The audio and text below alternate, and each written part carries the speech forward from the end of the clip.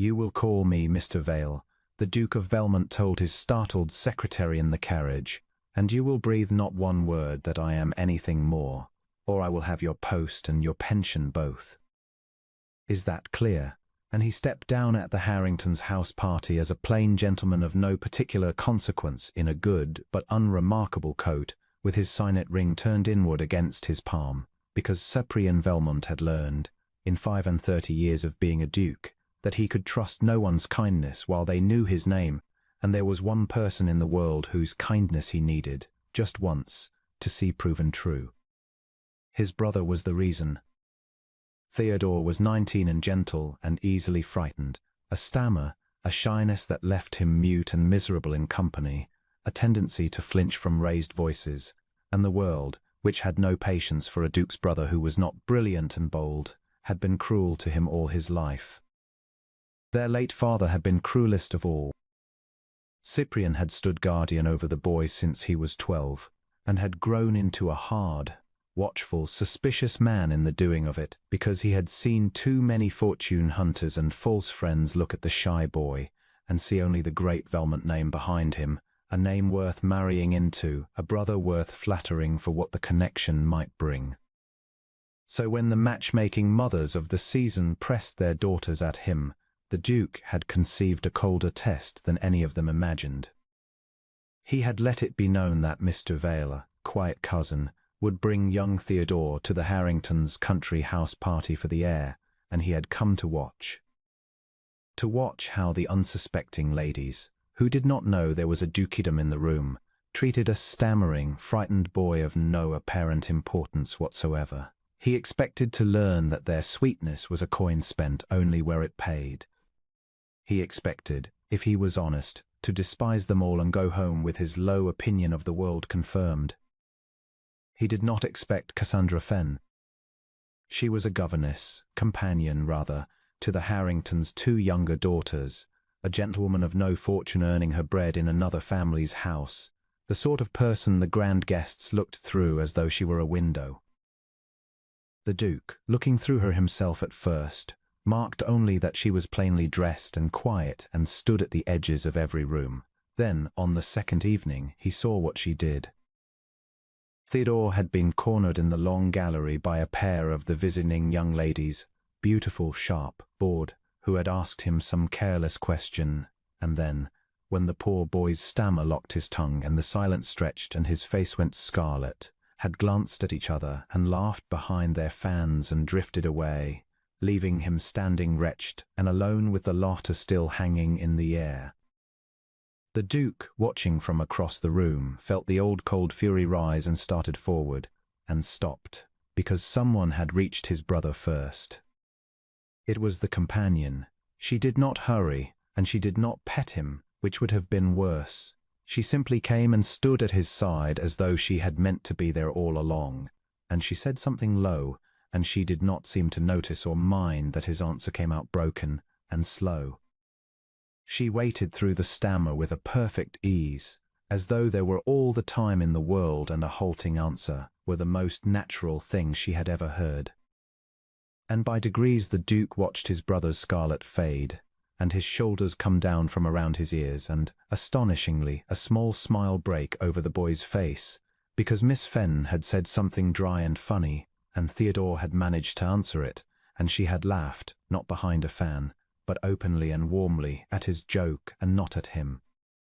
The Duke stood very still across the gallery, his signet ring biting into his palm. He watched her after that as closely as he had ever watched anyone. He told himself it was vigilance, that she might yet prove false, that no one was that kind for nothing. He waited for the seam to show. It never did. She did not know Mr. Vale from any other dull gentleman. She had no notion that the shy boy she was gentle with had a dukedom standing behind him. There was nothing in it for her at all, and she went on day after day, simply being kind. She found Theodore a quiet corner of the library where the loud guests did not go. She drew him out about the birds he loved, and listened, through every stammer, as though his halting words on the nesting of swallows were the most fascinating matter in England. When a tipsy young lord mocked the boy's stutter at dinner, It was the companion, risking her place, for a companion could be turned off for far less, who said, clear and cool down the table, that she had always thought a man who took care with his words worth 10 who spilled them carelessly, and let the silence land where it belonged on the Lord. There was an afternoon he would carry with him always. A sudden summer storm had broken over the house, and the thunder had come down hard and close, and Theodore, who had a horror of thunder that went back to some cruelty of their father's, a locked room, a punishment, the details of which the boy had never been able to speak, had gone white and rigid in the drawing-room, his hands shaking, the stammer choking him so that he could not even excuse himself to flee. The grand guests had not so much as glanced his way.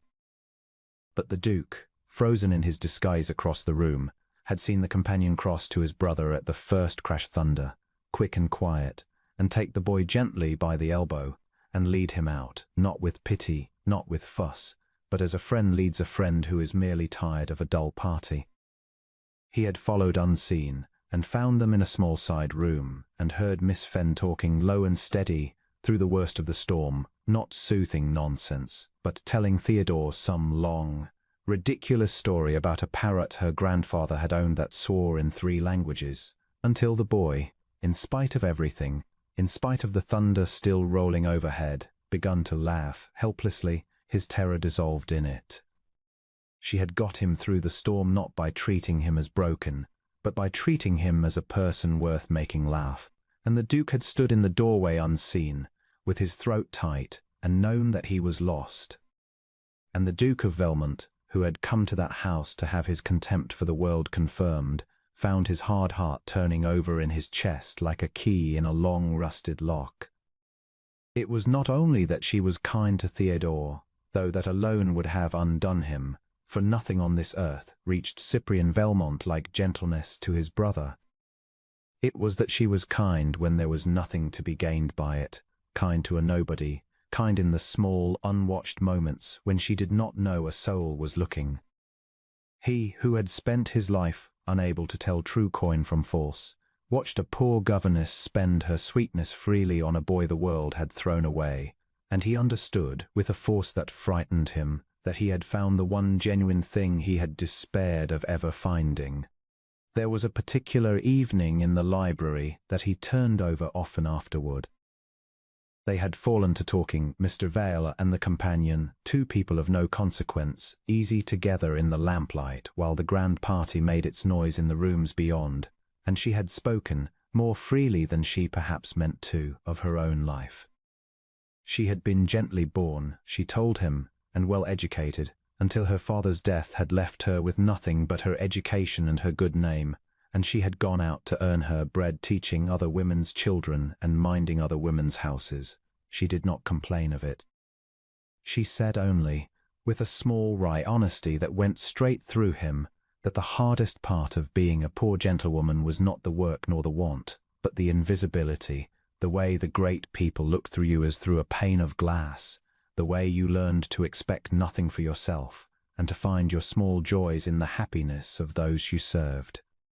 "It is why I cannot bear to see your young cousins slighted," she said. "I know how it feels to stand in a bright room and be seen by no one. He at least has you, Mr. Vale, to stand by him. I should not like to think of him standing alone." And the Duke, who had concealed his name precisely so that no one would stand by him for the wrong reasons, sat in the lamplight beside a woman who knew nothing of his name and stood by his brother for the only right one, and felt the loss of his guard go down. He fell in love with her over a fortnight, as Mr. Vale, and she had no idea, and that, he would think later, was the sweetest part of all, that she came to like the plain, quiet gentleman for himself, lingering with him in the library doorway, over a shared concern for the shy boy they both watched over, easy with him in a way she could never have been with a duke. He found he could not bear to end it. He let the days run on. He was happier in his borrowed plain coat than the Duke of Velmont had been in 20 years. It ended as such things must by accident. The Harringtons' butler, an old man who had served at Velmont in his youth, came upon Mr. Vale in the hall one morning, peered at him, went white, and bowed nearly to the floor. "Your Grace," the old man breathed. "Forgive me, I did not, Your Grace, the Duke of Velmont here, and no one told below stairs." And Cassandra Fenn, coming down the stairs with the younger girl's work baskets in her arms, stopped on the bottom step and went very still. The Duke turned. He saw her face change, saw the warmth in it freeze over with something he had not foreseen and could not bear, not awe, but hurt. She set the baskets down with great care. "Your Grace," she said, and curtsied, low and correct, and it was the correctness that cut him, the careful retreat of it. "I did not know. I have spoken to you these 2 weeks as I would speak to any gentleman. If I have been too free, or said anything unbecoming to your rank, I beg your pardon, and I will keep from your way for the rest of your visit." "Miss Fenn, you were watching us," she said low, and now the hurt had an edge to it. "You hid your name to watch how I treated your brother, to test us." Her chin came up. I passed, Your Grace. I had not known I was being examined. I should have been just the same had I known I was not." "That," said the Duke, "is precisely the point." She looked at him. "I have spent my life," Cyprian said, and his voice was not the cold, even voice she had heard him use in company. It shook a little, and he let it, "watching people be sweet to my brother for the sake of my name, and false friends flatter a frightened boy because there is a dukedom behind him, and I could never once tell who was true. So yes, I hid the name, to see one person be kind to him when there was nothing in it. And I found you." He came toward her across the hall, and the old butler melted gratefully away, and the Duke of Velmont stood before a poor governess with his heart in his hands for the first time in his hard life. "You were gentle to a nobody. You defended him at the risk of your place. You did it when you thought no one of consequence was watching, which means you did it for him, and not for me and Miss Fenn. That is the only kind of kindness I have ever wished to deserve." He took her hand. She let him, though her eyes were bright and uncertain. "I did not lose my heart when the butler bowed just now," he said. "I lost it a fortnight ago, in the long gallery, when you stood beside my brother through a stammer as though you had all the time in the world. I lost it at once, and I have been losing it more every day since, as Mr. Vale, who was happier than the Duke has any right to be." He turned his hand, and the signet ring caught the morning light at last, no longer hidden. "I do not want a duchess who would have curtsied lower had she known my name. I want the woman who did not know it, and was kind anyway. I want you. Theodore wants you. He told me last night, in his halting way, that you are the first person outside our blood who has ever made him feel he need not be afraid. And so do I, Cassandra. So do I." The brightness in her eyes spilled over. "He is a good boy," she said unsteadily, "and a far cleverer one than the world allows. I know it. You are the only other soul who does. And you," she went on, half laughing now through the tears, "were a far easier gentleman to like as plain Mr. Vale, and I am not all sure I forgive you for being a duke." "Then do not forgive the Duke," Cyprian said. "Marry Mr. Vale, who loved you in a borrowed coat, and let the Duke come alongly because he cannot be got rid of." And he lifted her hand and pressed his lips to it, ring and all, and from the gallery above came a small glad sound. Theodore, who had heard everything, and who for once in his shy life had found, without a single stammer, the courage to laugh out loud with joy. They were married before the leaves turned. The Duke of Velmont, who had trusted no one's kindness in 35 years, learned to trust hers completely, because she gave it to the least of his house first, and a man who is gentle to your frightened brother when she thinks you are no one at all is a woman whose heart you may rest in for the whole of your life. Theodore lived with them always, and grew, under her warm and patient care, into a man who could hold a room, and on the day the boy first stood, and spoke without faltering, it was his new sister he turned to first, and Cassandra Fenn, the governess a Duke had hidden his title to find, who held out her arms and welcomed him home.